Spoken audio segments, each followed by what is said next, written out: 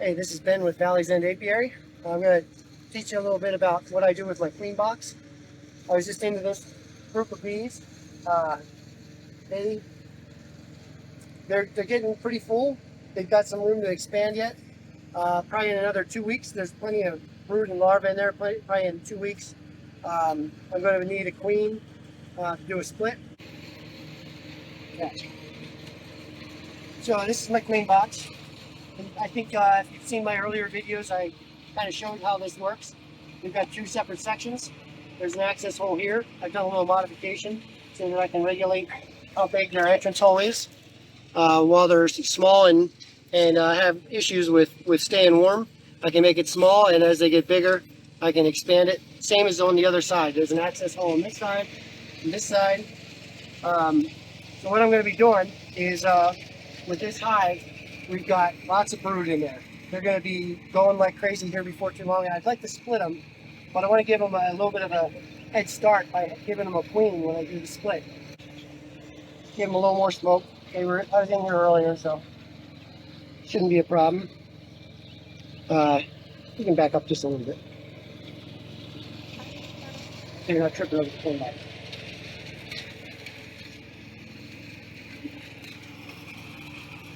That's sugar. That's sugar. Yeah, I was feeding them sugar over the winter. They've eaten quite a bit of it. But I don't want to put my supers on yet because they're still eating it. And right now we've got a bloom going. We've got dandelions. We've got drones in the hive. We've got lots of brood, all recipes. And most importantly, the days in 2 weeks are forecast to be 70 degrees or above here in Berks County. So about 65 is the minimum that the queen will go out on her mating flight. So we want to make sure that the future, when she hatches in about 2 weeks, probably 12 to 14 days from the time we do these splits and start the queen box, we want to make sure that she's going to have good weather to go out and find some mates and be ready to start producing quickly after we put her in. That's a lot of squashed bees. There are some squash bees, yes. I was in here earlier, so this stuff's all broken loose. You can see they're collecting some nectar. Down in there, there's also some drone brood. We've got I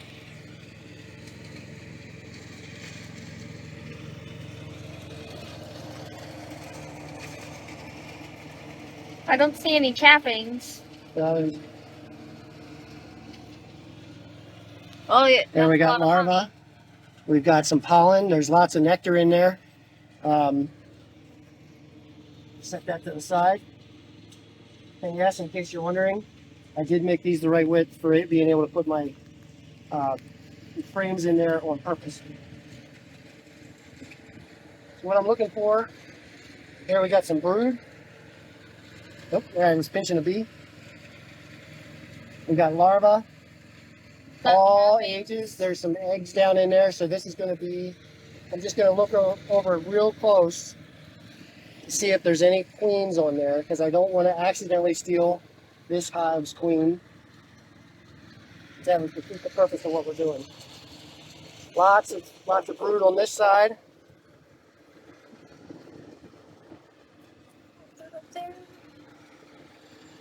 I see some drones crawling around in there. I don't see big butt of a queen. They got a really long abdomen. Some of these bees are coming in carrying a full bit of nectar in their bellies, so their abdomens are a little longer. Just blowing them here to get them moving in case they've got the queen buried in there somewhere. I do not see her. So we're going to put them on the center of the queen box. The reason for that is we'll put another thing of brood on this side, and we have a chance of making 2 queens, and they'll be close to each other, so they'll be keeping. There'll be some warmth transferred through here. So this one is likely to have lots of brood on it too.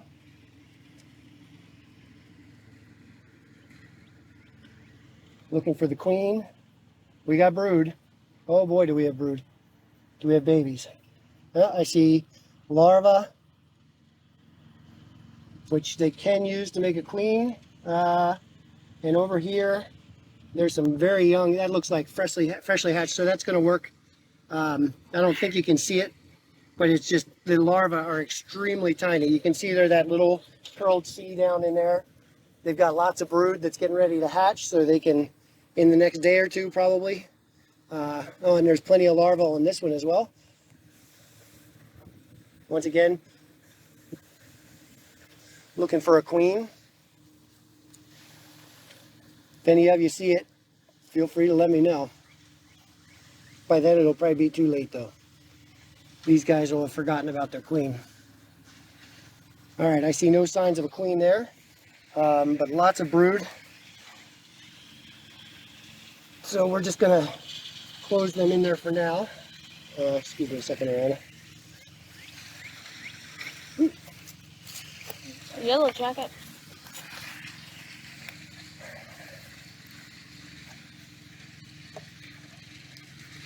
So, and you'll probably notice I'm putting the entrances on opposite sides. The reason for that is, if a queen crawls out of here, we don't want her, why don't you swing around here? If the queen crawls out of this entrance, we don't want her crawling up across here and into here to start fighting with the other queen, because they're going to be smelling each other while they're in there. They just won't be able to get at each other. So we want to make sure that they're separated from each other. So if you were checking them for queens and there wasn't any queens in there, queen cups. then- So if that's the case, Anna had a good question. I'm sure you heard it. If not, Anna just asked, if there weren't any queen cups in there, how are they going to make a queen?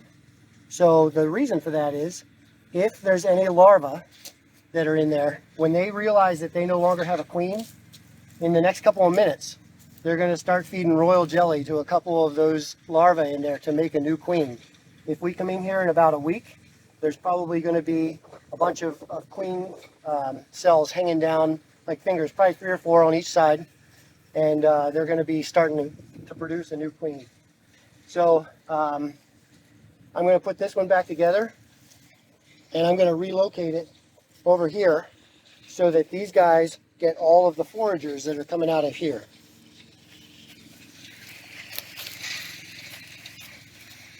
We're going to make a little space. I always keep an extra lid and stuff up here just in case. So put these girls back in.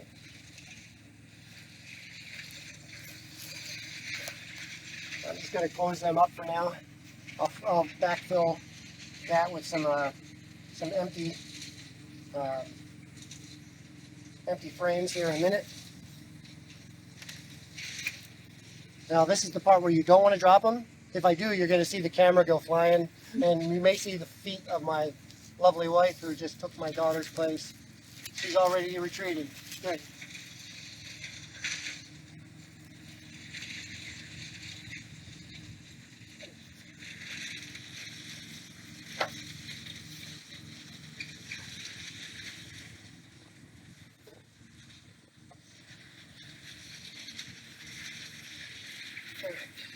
I'm going to put that lid back on.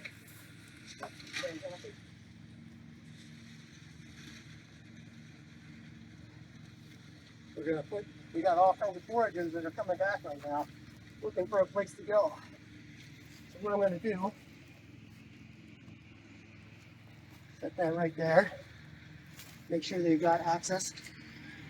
They're going to be searching around, trying to figure out how to get in. And now,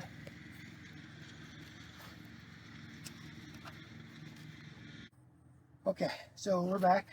I just went down to the barn. Pardon me, I'm still a little out of breath. And I got 2 empty frames. This is from a dead out from last winter. There's a little bit of, yeah, it's in decent condition. There's a little bit of mold, a little bit of silk there from a wax moth larva, but or hive beetle. So this is going to go back. The empty frames are going to go back into the hive that we pulled from. That'll give the queen more space to lay more eggs.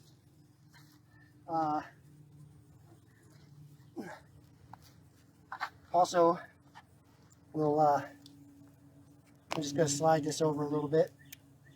Hopefully less chance of crushing bees.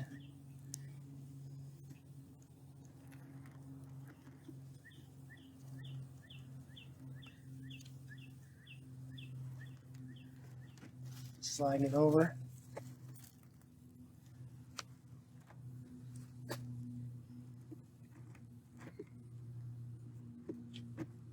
There we go. A little bit of shaking and rocking and rolling. I feel you in there. Get up. Get back in. There you go. We're going to let them go. Hopefully their queen just continues laying eggs and everything's happy now. Because we changed location, the foragers they're not going to have as many foragers, but they've got plenty of numbers. They've got probably 6 or 7 full frames of brood in there. They're going to be packed in there and getting tight for space in about 2 or 3 more weeks, which is about the time we'll have new queens. We can do a split. We'll put a new queen in there in a queen cage high, and we'll continue the process. Oh, see, bees keying on movement. I'll just use that moment. If I'm standing here still, she's just kind of humming around. But if I start swatting my hands around, now she's around you. Come back.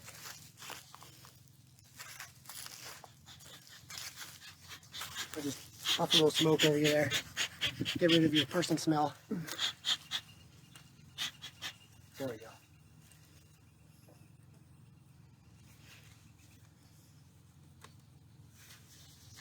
So, now this hive, they're going to need some food. So I've got a frame here that's got some nectar drawn on it. This is all stuff, that's probably sugar syrup from last fall when I was feeding them up. This is a dead out that didn't make it through the winter. So each side is going to get 1 frame of capped honey. That'll give them sustenance while they recover, while they build up their numbers. We're just going to pop this open. Slide that in there. That's that one. And an empty. There we go.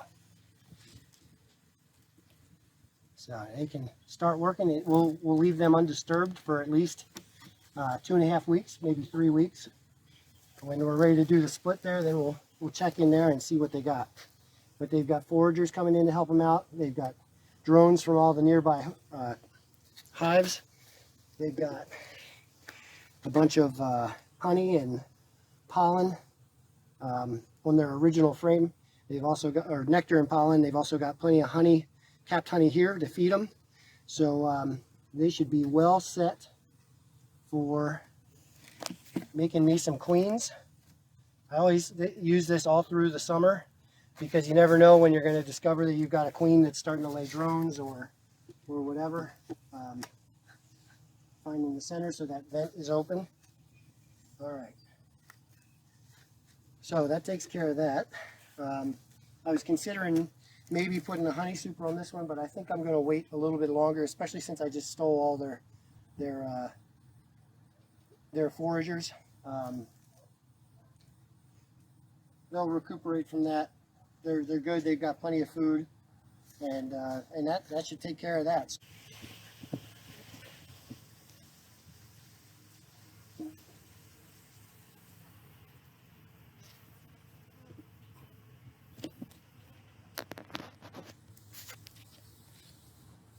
So you may be asking yourself, if all the foragers are coming in on this side, isn't the other side going to have problems? I'll say, well, they're probably not going to be as strong, but at night when all the foragers are home, they'll be able to share their heat through that center wall and help keep that other side warm. That's my theory. This is a test. We'll see how that turns out, right?